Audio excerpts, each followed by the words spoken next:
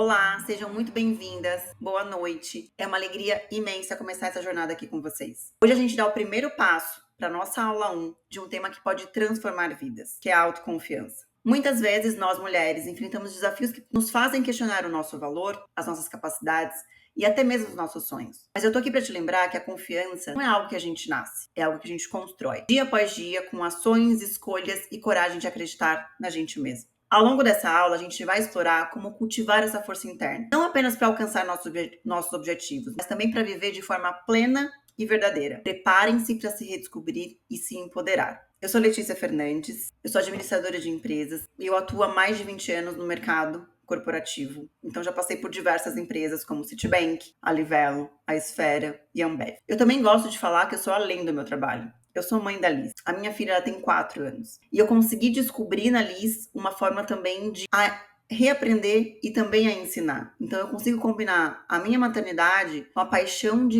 empoderar outras pessoas e sobretudo outras mulheres. E eu descobri nessa jornada, nessa missão, que a minha missão é inspirar e capacitar mulheres para que elas consigam alcançar os objetivos dela por meio da liderança. Então a gente vai falar um pouco sobre o que é autoconfiança. Eu gosto de separar um pouco o que é autoconfiança, o que é autoestima, porque elas são coisas diferentes. A autoconfiança, na prática, ela é uma crença. Que crença a gente começa a construir desde quando a gente é muito pitico, muito pequeno. Então, essa crença, ela faz com que a gente tenha muita autoconfiança na nossa capacidade de realizar as tarefas e alcançar os objetivos, ou ela leva a gente, nossa autoconfiança, para que a gente entenda que a gente não tem essa capacidade.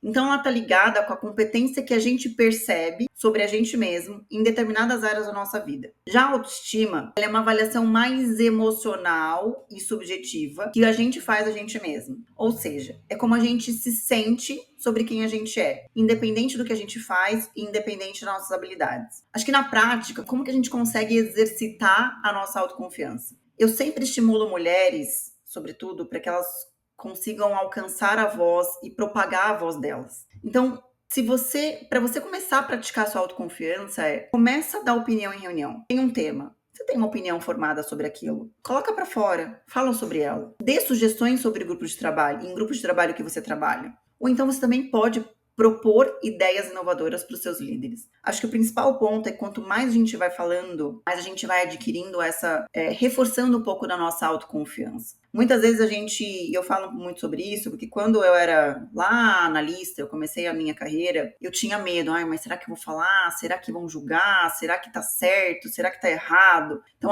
acho que você vai minando a sua autoconfiança. E, porventura, você também pode fazer pergunta.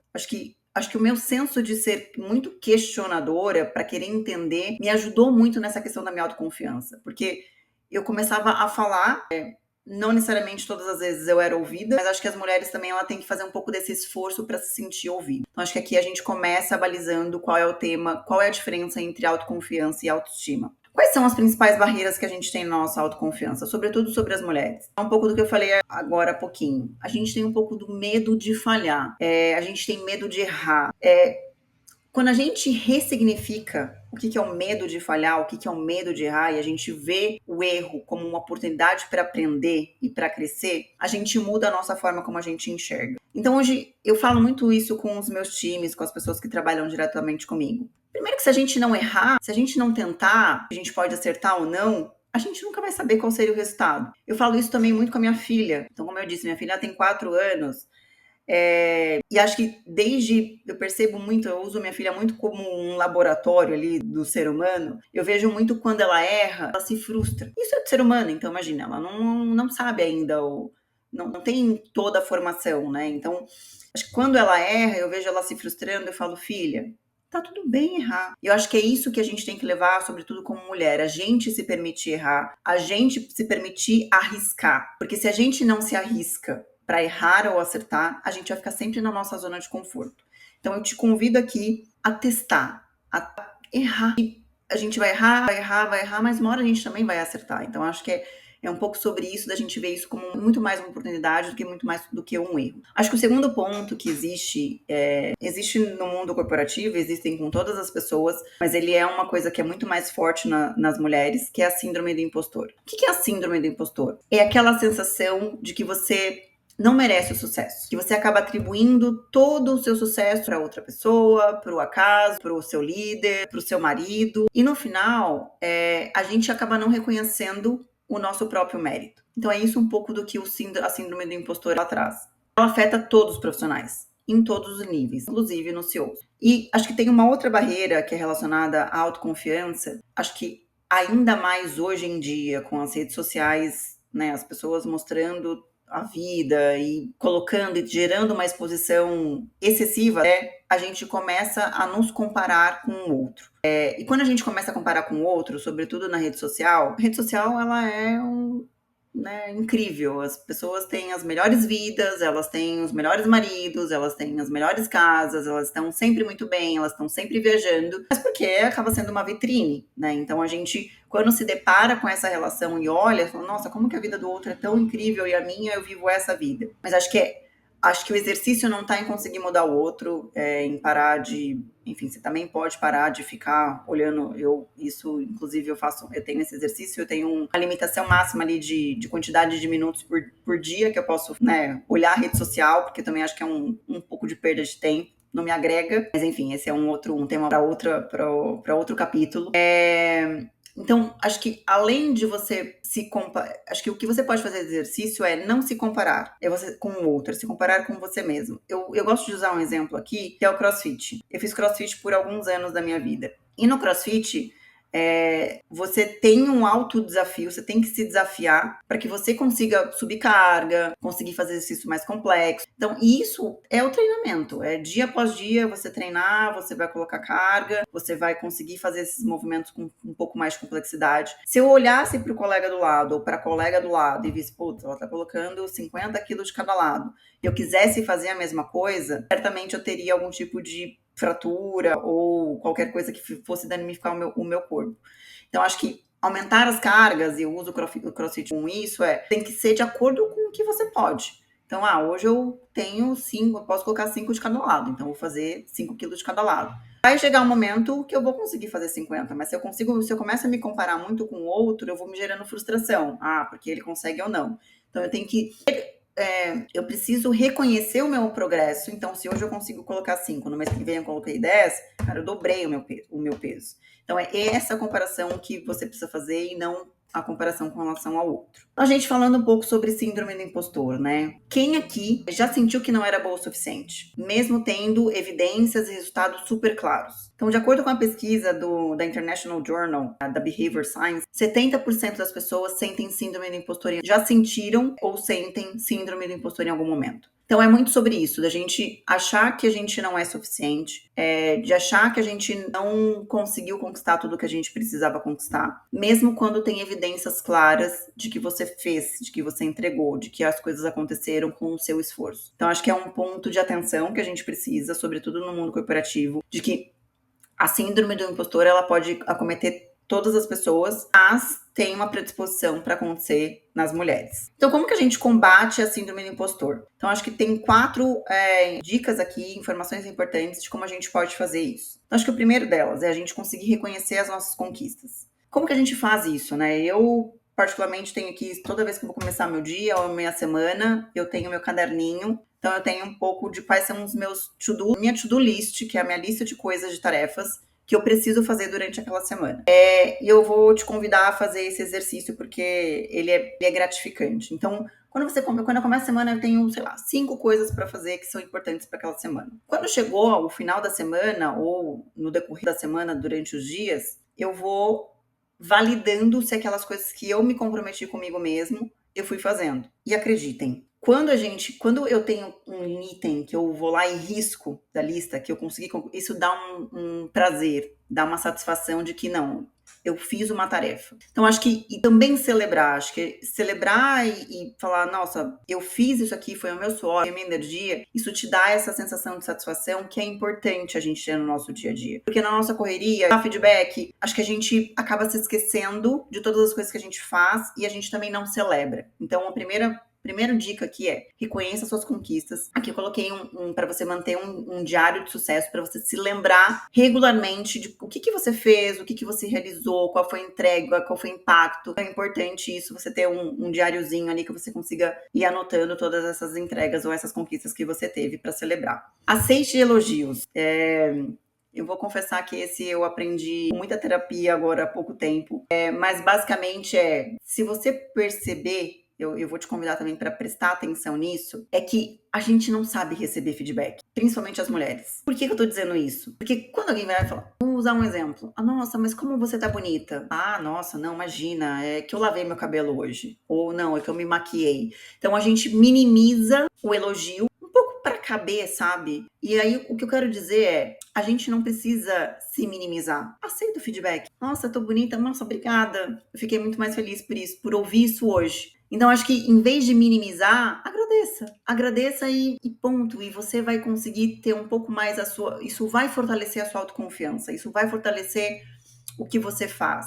Então, se você fez um bom trabalho, uma boa análise, uma boa gestão de time, só agradeça. Nossa, muito obrigada pelo seu feedback. Acho que o terceiro ponto aqui é com relação a compartilhar suas experiências. Muitas vezes a gente fica sofrendo sozinho. Então, fica vivendo situações e eu tive um chefe que ele falava, mata o lagarto antes dele se tornar um dinossauro. Então, acho que é um pouco sobre isso. Então, quando a gente começa a viver e a gente tá naquela visão, naquela experiência em que alguma coisa não tá indo bem. Compartilha com um amigo, compartilha com um colega de trabalho. Muitas vezes você vai perceber que essa situação também pode estar acontecendo com outro, se for num ambiente de trabalho. Pode ser que a proporção ela seja um pouco diferente, mas você também consegue tirar da cabeça será que isso é coisa da minha cabeça? Então, compartilhar o que você está sentindo, compartilhar o que você está vendo, também é importante para que você consiga combater essa síndrome do impostor, porque senão você fala, nossa, porque é tudo culpa minha, não, porque eu fiz isso. Eu acho que compartilhar e falar com pessoas, claro que você tem afinidade, é um ponto super importante para que você também consiga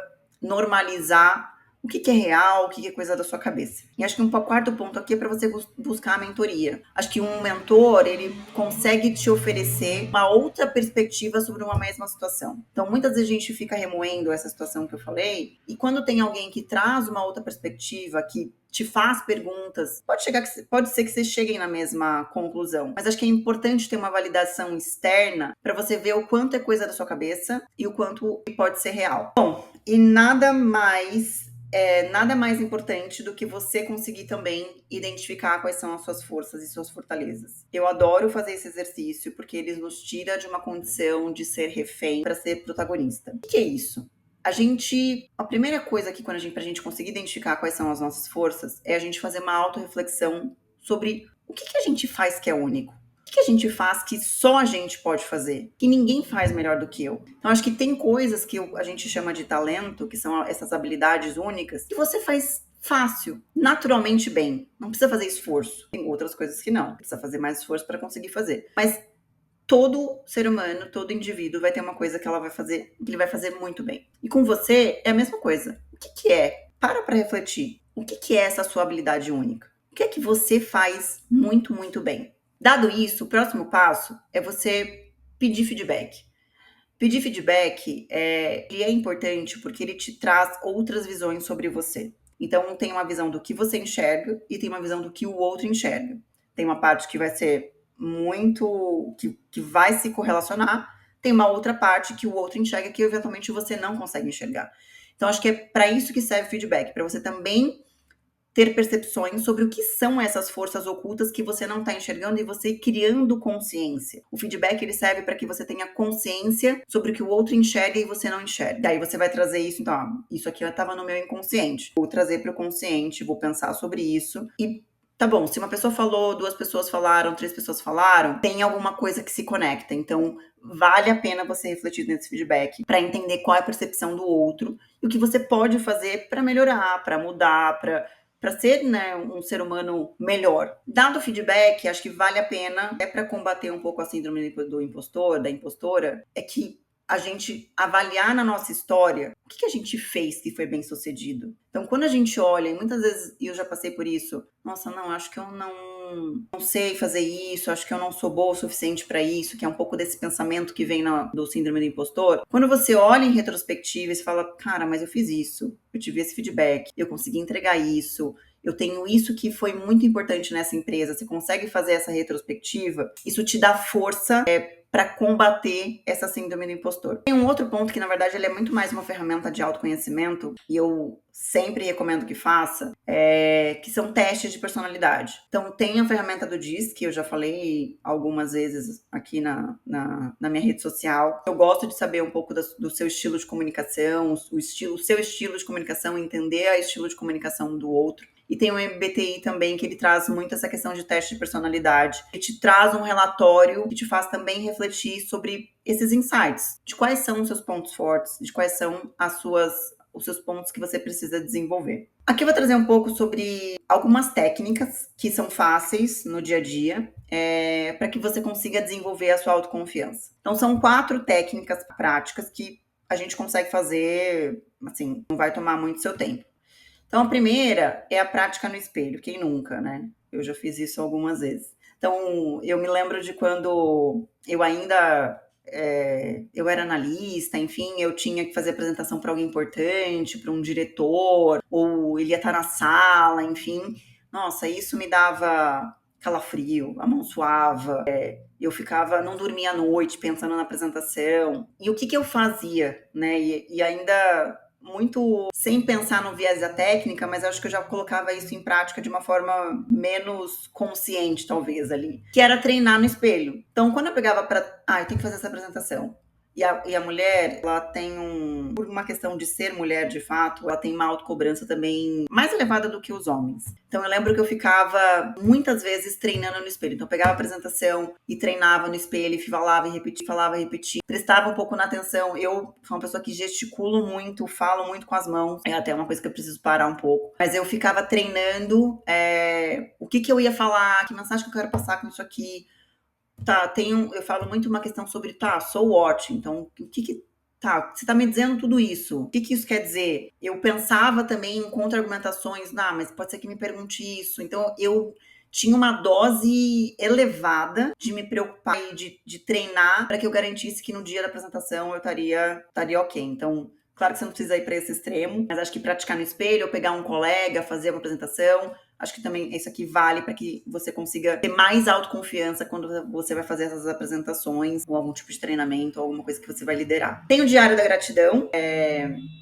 Eu acho que a questão da gratidão aqui, ela serve para que a gente consiga se lembrar e manter uma mentalidade positiva, porque a gente tem o nosso dia a dia muitos problemas para resolver, problema de casa, problema de filho, problema de trabalho, e acho que a gente às vezes esquece de agradecer, né, pelas coisas que a gente tem, pelas coisas que a gente pelas coisas que a gente conquistou. Então, um exercício aqui que também é super fácil e simples é você anotar. Pega um caderninho, um diário da gratidão, depois você escreve lá todo dia. Hoje em dia, quando eu vou pro trabalho, enquanto eu tô indo pro trabalho, eu penso sobre isso, quais são as coisas que eu sou grata. Então, acho que vale a pena para reforçar também aquilo que a gente conquistou e tem o nosso mérito. Então, minha dica aqui faça um diário da gratidão. Falar em público. Eu sei que para algumas pode ser um desafio falar em público, mas também aqui a dica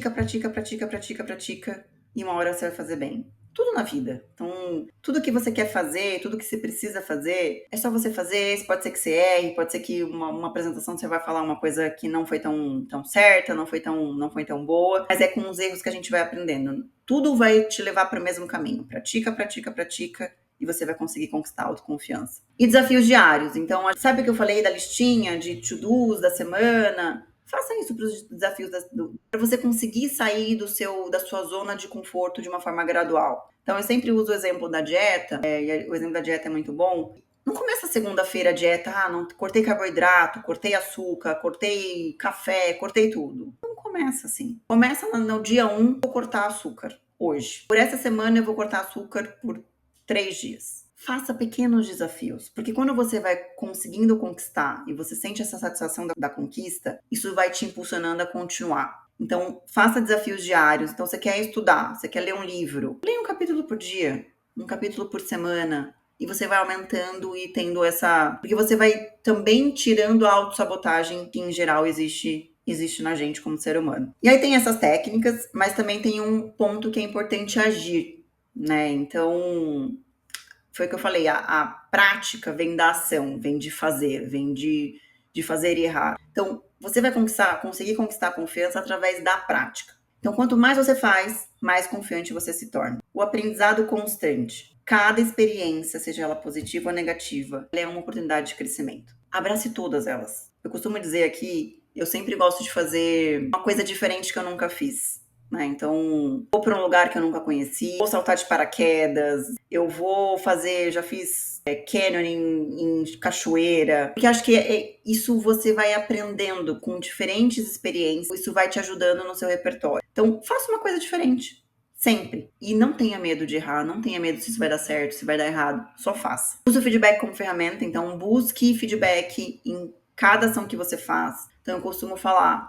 quando você começa esse processo de feedback, depois ele vai se tornando mais natural, sai de uma reunião, pede um feedback. Nossa, como que você acha que eu me comportei nessa reunião? Como você acha que foi? Você vai conseguir ter aquele olhar da outra pessoa que eventualmente você não estava enxergando. Use ele em todas as suas interações. E celebre as pequenas vitórias. Reconheça e comemore cada passo que você dá.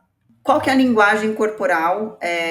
A autoconfiança, ela tem uma linguagem corporal, isso também é treinável, tá? Então, quando você for por uma apresentação, for liderar alguma ação, for por uma reunião, tente sempre se lembrar, mantenha a postura ereta. Então, os ombros para trás, uma postura confiante. Isso, o corpo, ele fala. Existe até um livro que fala sobre isso, que é o corpo fala. Mas a forma como você se porta, ela também pode gerar imponência, ou ela pode gerar um pouco de timidez, de insegurança, de fracasso. Se você coloca os ombros para frente, fica assim, isso não te dá uma postura imponente. Então, lembre-se de quando você foi para uma reunião ou você for fazer qualquer ação, tem uma postura ereta. Isso vai passar credibilidade, vai passar confiança. Quando você for também para uma reunião, uma discussão de grupo, mantenha o contato visual.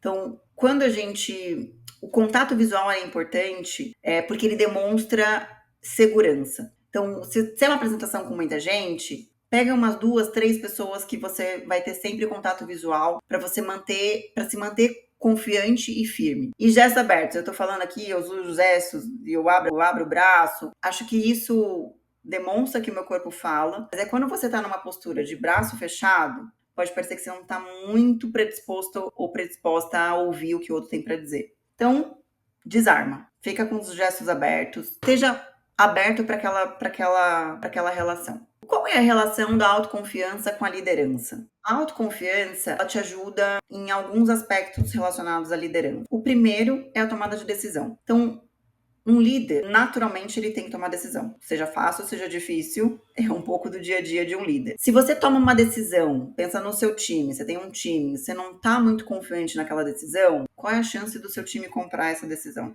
Ou do seu líder? Você tem que tomar uma decisão, você vai fazer uma recomendação para ele. Você vai...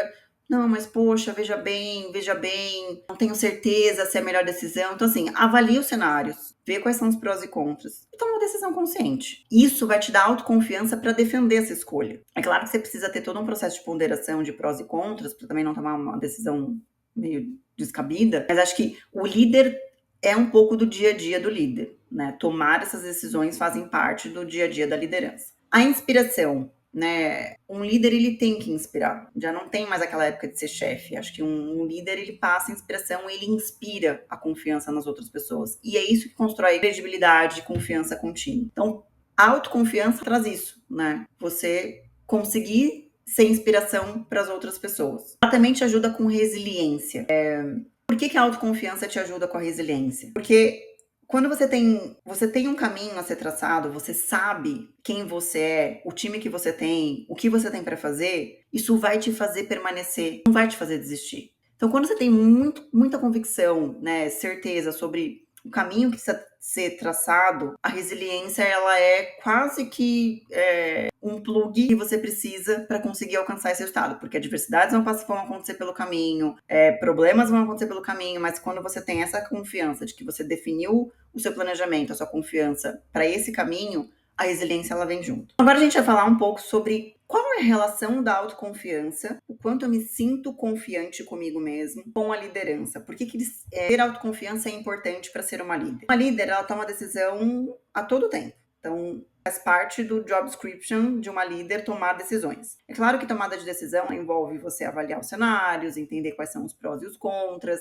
envolvem alguns steps aqui. Mas quando você toma uma decisão e que você já avaliou quais são esses prós e contras para que essa decisão ela seja tomada. Se você tomar essa decisão com pouca certeza, muito insegura, qual é a chance do seu time ou dos seus pares comprarem essa decisão? Ou não questionar essa decisão. Se você está muito insegura, é muito provável que isso seja muito mais suscetível você ser questionado. Então, avaliar os prós e contras para essa tomada de decisão é importante para que você tenha essa autoconfiança na decisão que foi tomada. Inspiração. Uma líder, ela, sobretudo, precisa inspirar. Né? A inspiração, ela gera confiança com os times e ela também constrói credibilidade. Uma líder não pode inspirar se ela não tem autoconfiança, se ela mesma não confia nela. Então, seja essa propagação, seja essa propagadora de inspiração. Inspire outras pessoas, mas, sobretudo, você precisa ter autoconfiança em você. Resiliência. Quando uma líder ela sabe o caminho que vai ser tomado, qual é o planejamento, o que vai ser feito, e um objetivo muito claro sobre